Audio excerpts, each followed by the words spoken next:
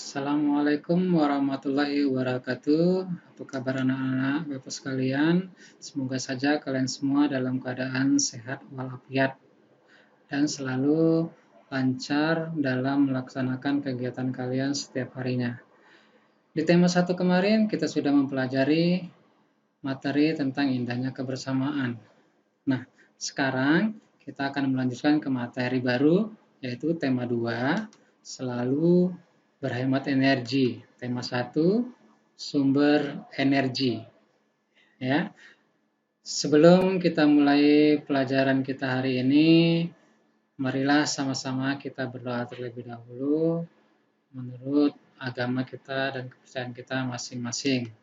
Doa dimulai. Berdoa selesai.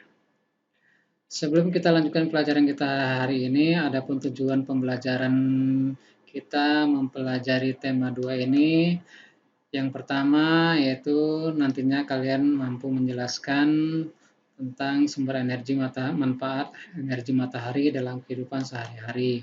Dan yang kedua, kamu dapat ataupun mampu menyajikan laporan hasil tentang perubahan bentuk energi matahari dalam kehidupan sehari-hari.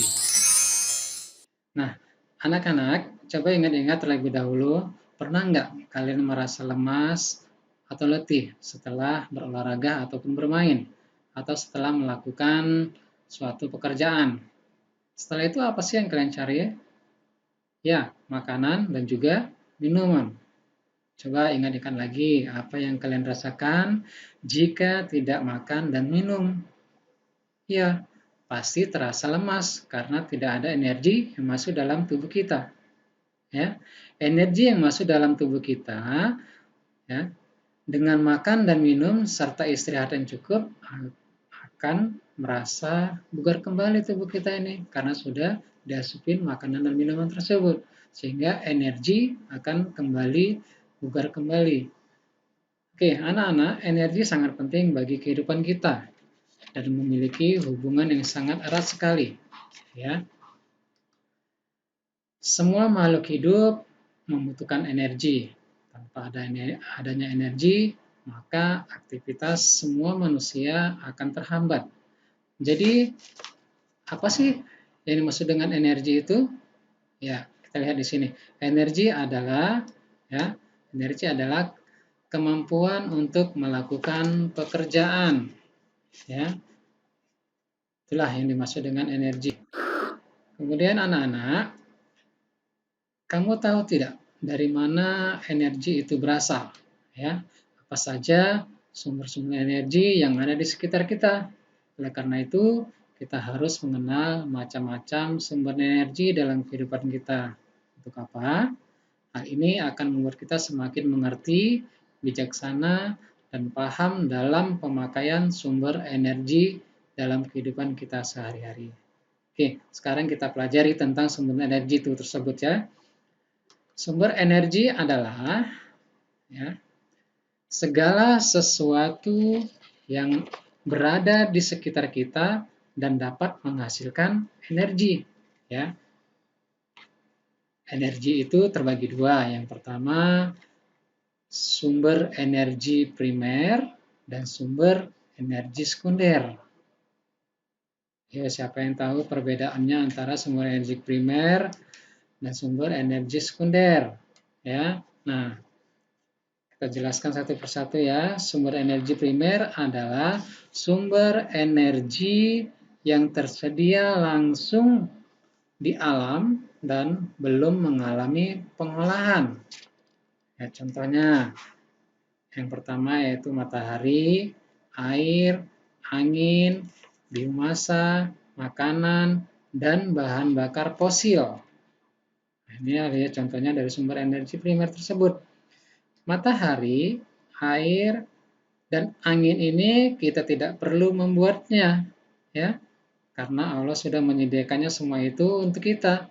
Maka dari itu kita harus bijak dalam menggunakannya. Dan yang kedua yaitu sumber energi sekunder. Apa sih sumber energi sekunder tersebut? Sumber energi yang berasal dari pengolahan sumber energi primer.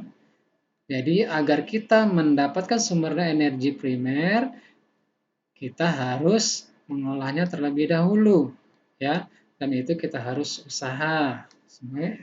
Setiap pengolahan kita harus berusaha dan semuanya tidak akan kita dapatkan dengan secara gratis. Contohnya ini yaitu listrik dan olahan bahan bakar fosil. Jadi listrik dan olahan bahan bakar itu harus kita olah dulu, ya, baru kita bisa menggunakannya.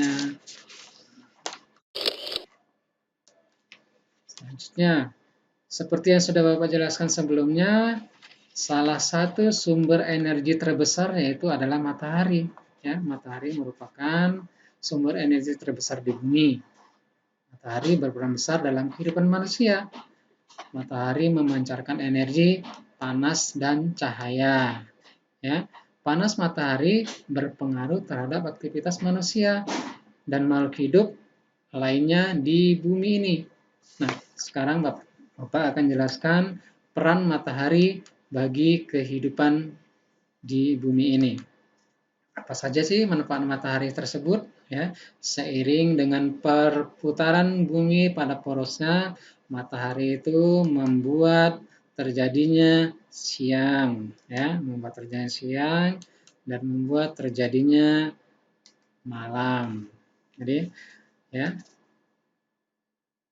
begitu juga, ya, seiring dengan kemiringan bumi saat revolusi matahari, ya, mengakibatkan terjadinya 4 musim di belahan bumi utara dan selatan. Nah, apa saja sih 4 musim tersebut? Yang pertama yaitu musim panas, kedua musim gugur, ketiga musim dingin, dan keempat musim semi. Nah, itulah dia 4 musim yang ada di bumi utara dan selatan.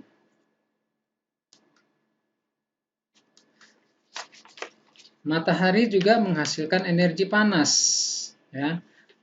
Ya, jadi menghasilkan energi panas, matahari berperan penting dalam siklus perputaran air. Ini dia, siklus perputaran air. Seperti ini gambarnya. Kita lihat gambarnya di sini ya. Apa yang terjadi jika matahari tidak ada?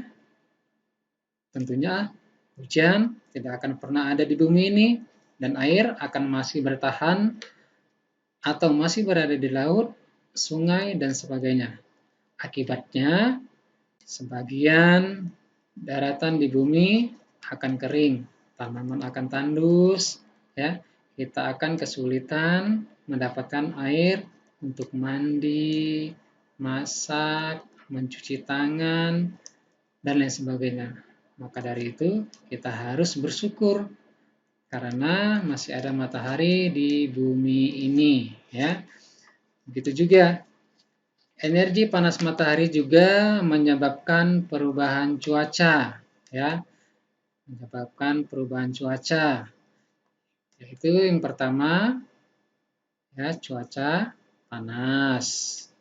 Kemudian cuaca mendung. Dan ketiga, cuaca hujan. Ya.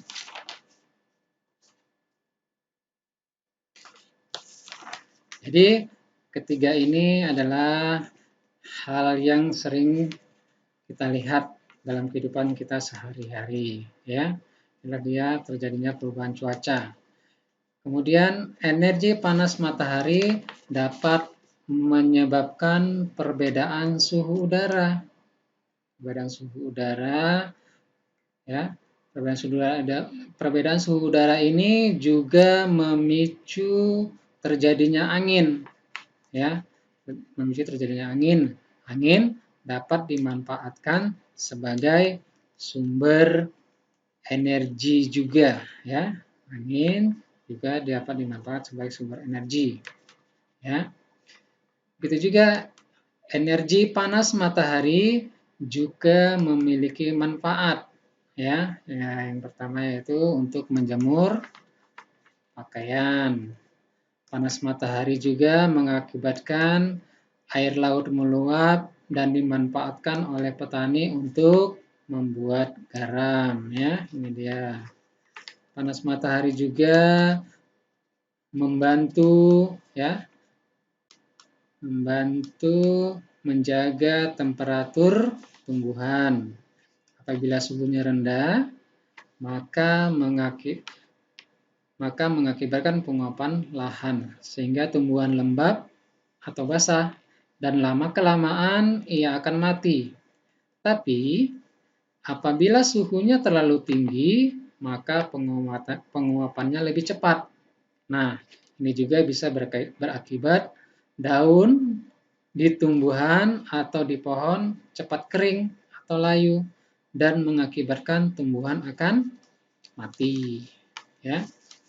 Panas matahari juga bermanfaat untuk mengeringkan ikan, ya, mengeringkan ikan dan padi.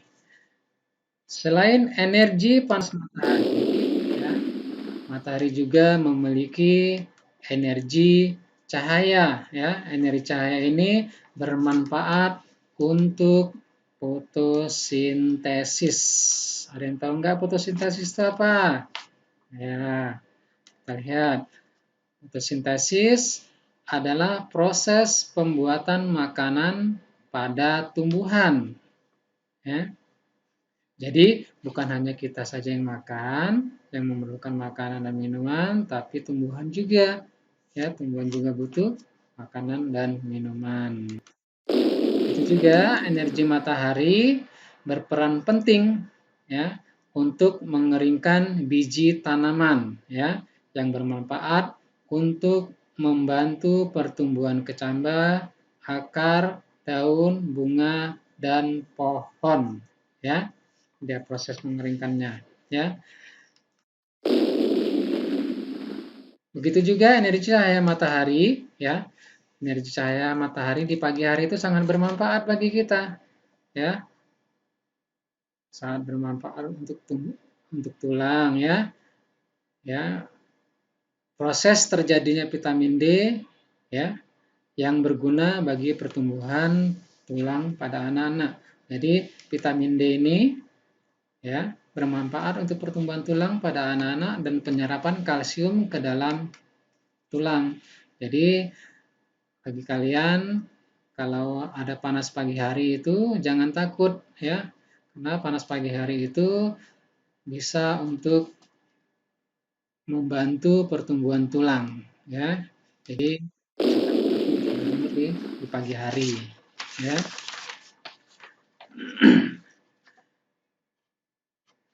Energi cahaya matahari, ya, cahaya dan panas matahari di siang hari juga dimanfaatkan untuk, ya, panel surya, ya. Untuk panel surya, cahaya dan panas matahari dimanfaatkan untuk panel surya. Panel surya itu dimanfaat untuk sumber listrik. Nah, ini dia untuk sumber listrik, ya. Sumber listrik. Oke. Nah, kita lihat peta pikiran manfaat matahari tersebut. Wah, setelah kita mempelajari manfaat matahari, ternyata banyak sekali manfaatnya, ya. Di antaranya, ya, di antara sebagai sumber energi pembangkit listrik, ya. Di antaranya sebagai sumber energi panas dan sumber energi cahaya. Kita lihat apa saja di sini. Kita lihat sini peta pikirannya. Yang pertama itu sebagai sumber energi pembangkit listrik yang digunakan oleh panel surya. Ya. Hal ini terus membantu pembentukan vitamin D. Membantu pembentukan vitamin D yang fungsinya untuk menyerap langsung ke dalam tulang. Kemudian membantu fotosintesis pada tumbuhan, membantu petani untuk menjemur garam, mengeringkan pakaian, atau mengeringkan benda-benda yang basah. Ya. Selain itu juga matahari berfungsi menerangi bumi, ya, hingga terjadinya siang dan malam. Ya. Matahari juga berperan penting dalam siklus perputaran air, ya, berperan penting dalam proses pembentukan awan, maka dari itu kita harus bijak dalam menggunakan energi tersebut. Nah, inilah dia petak pikirannya, sudah kita lihat. Demikianlah pembelajaran kita pada hari ini, mudah-mudahan bermanfaat bagi kamu, dan maka dari itu bijaklah dalam menggunakan sumber energi. Jadi untuk tugas berikutnya nanti kamu lihat buku kamu di tema 2, ya, sumber energi di halaman yang sudah Bapak share melalui grup. Oke, terima kasih. Wassalamualaikum warahmatullahi wabarakatuh.